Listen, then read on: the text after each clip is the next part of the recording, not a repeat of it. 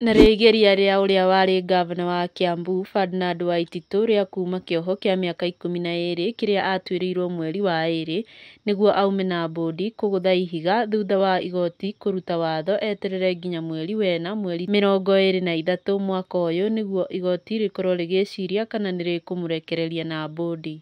Nake minista wa ũtungata wa mũingĩ Justin Muturi gũbutwo wĩra na Geoffrey Ruku kũingĩra handũ hake.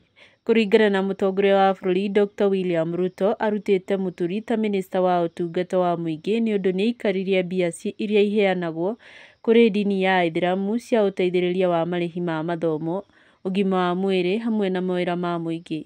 So I was not aware at all that such a nomination can happen today, and I can be nominated by His Excellency the President as the Cabinet Secretary in his cabinet. Mũtongoria wa bũrũri Dr. William Ruto gũcenjania maminista kuma kũrĩa aramekĩrĩte nginya kũngĩ. Amwe a maminista arĩa macenjirio nĩ Aden Duale ũrĩa ũrarũgama ta minista wa ũgima wa mwĩrĩ nake ndagĩtarĩ Deborah Barasa ta minista wa rĩera na mĩtitũ. Ngĩribotera tabarĩra ya Mũrurumo, rĩtwa rĩakwa nĩ Wanjikũ wa Ngũgĩ.